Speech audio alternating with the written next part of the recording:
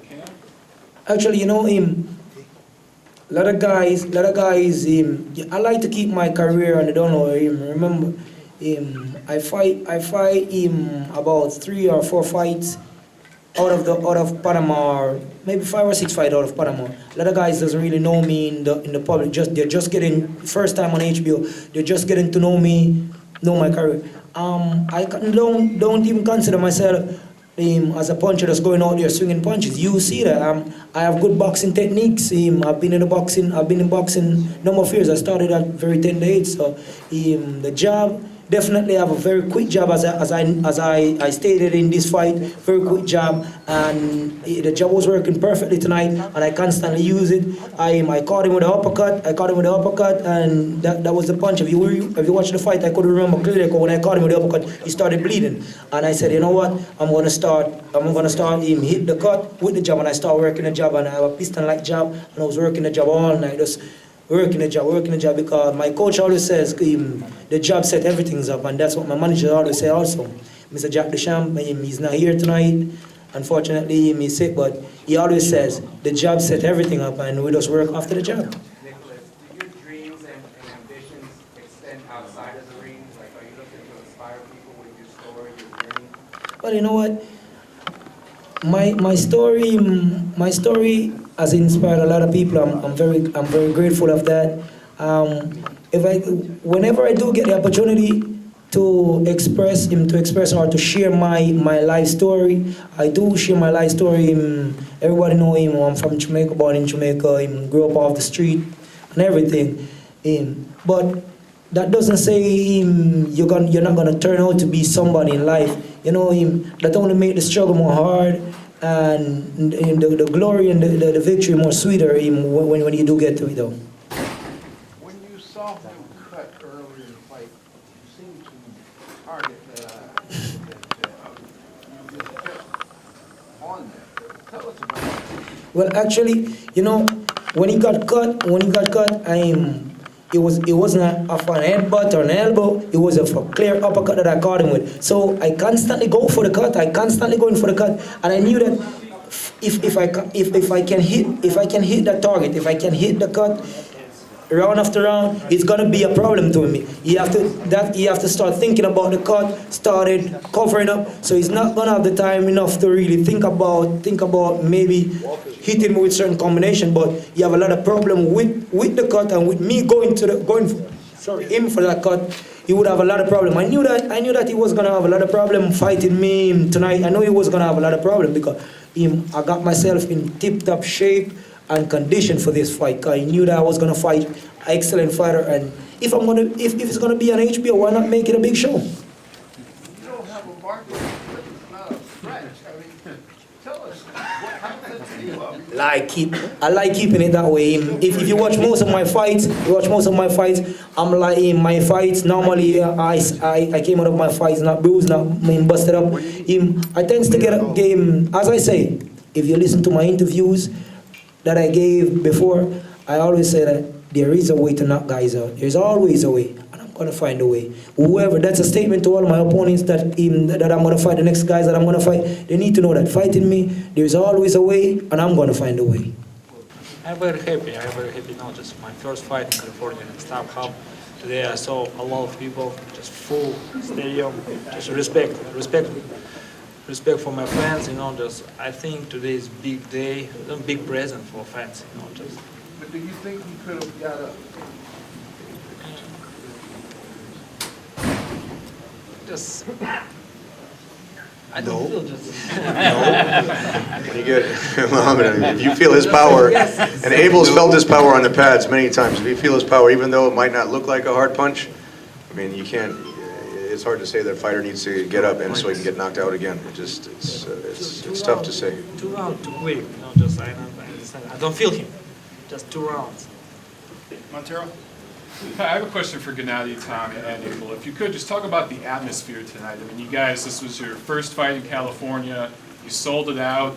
Mostly Mexican-American crowd. You're fighting a Mexican fighter. They're cheering Triple G. So, you could talk about that. Amazing atmosphere today for me. It's a big present for me.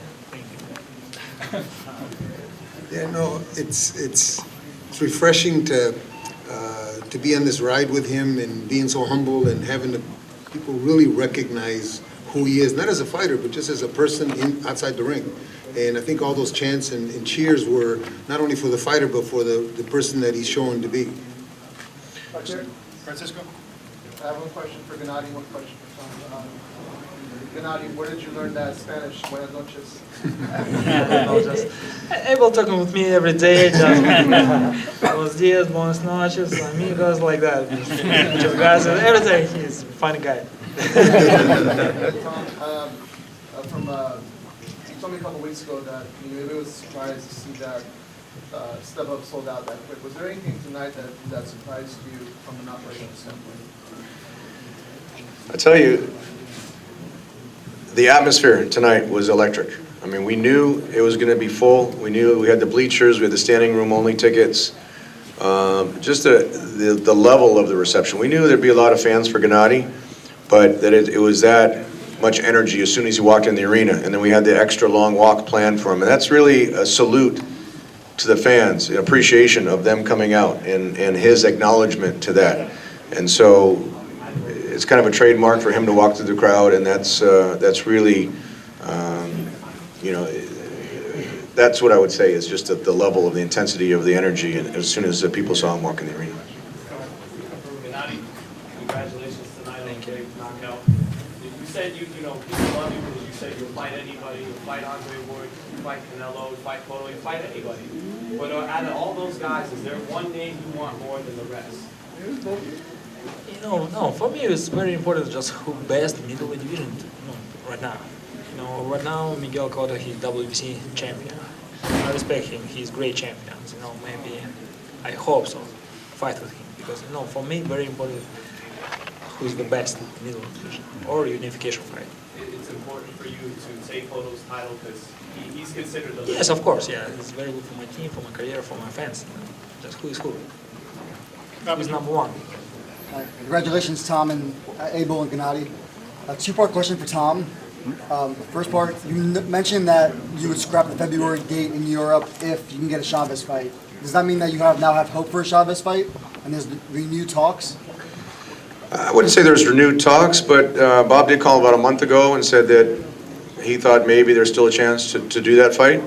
So our door is always open for that fight. That was, I mean, the reaction we got, Mike, about just the rumors of that fight happening when it was supposed to happen July 19th here at the Forum. I mean, there was a lot of reaction for that fight. And those were just rumors. So if that fight happened, I mean, that would be his first fight on pay-per-view. That's why we were so willing to do that fight in July. But again, I mean, it goes back to you can't force these guys to get in the ring with him. That's why I give so much credit to Rubio, because he agreed. Rubio was the mandatory challenger for Cotto. He had a guaranteed date or fight against Cotto, and he would have gotten the winner of Cotto-Canelo, which would have been a huge fight for him. And he agreed to get in the ring with Gennady tonight. I mean, we had to definitely make a large offer to him, but that's the important part about the backing of HBO. I mean, it used to be, it used to have the stigma about, well, Gennady's too good and he's too dangerous and there's no reward. But when you sell out a house like this, when you can sell tickets, when you have the support of HBO, I mean, the reward is there. And Rubio definitely had gotten paid to take the risk, but we can't force guys. We can't force Chavez to get in the ring with them. We can't force, any of the guys. Even Carl Froch is a guy. I mean, he's a huge attraction over in England. Fights in soccer stadiums, and that would be a tremendous fight over there in the UK. I reached out to Eddie Hearn, and it's one of those things where there's a famous line. We were going to make a shirt for Gennady. It says Triple G, just not next. It's like everyone says, yeah, I'll fight him, but not in the next fight. So, it's just one of those things, and we'll just continue to do what we did over the last 2 years. People don't realize it's only been 2 years that he made his pro debut against Proxa. It was September 2012, and now he's become one of the most exciting and marketable fighters in America, and it's not only in America, but he's his brand globally, and that's another emphasis. What we wanted to do is build his brand globally. So when he goes back to Europe, he's going to have a huge reception over in Europe, just like when he came here to LA. We did so many press conferences and interviews and media lunches, and inviting people up to Abel's gym in Big Bear Lake. So we pretty much laid the foundation. So when we announced this fight, we're already 10 steps ahead of the game for this type of reaction. Second part, Gennady, I talked after the fight to the WBC president Suleiman, and he is very proud that you are a champion now, a WBC champion. What does it mean to you that you have now the third belt in front and in the middle of you, the WBC? What does it mean to you? Of course, I'm very happy. You know, just big step for me, and I respect Mauritius.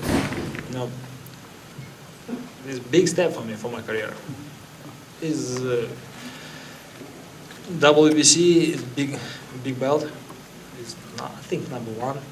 You know, just and big step, very close to every fight. You know, just I'm very happy.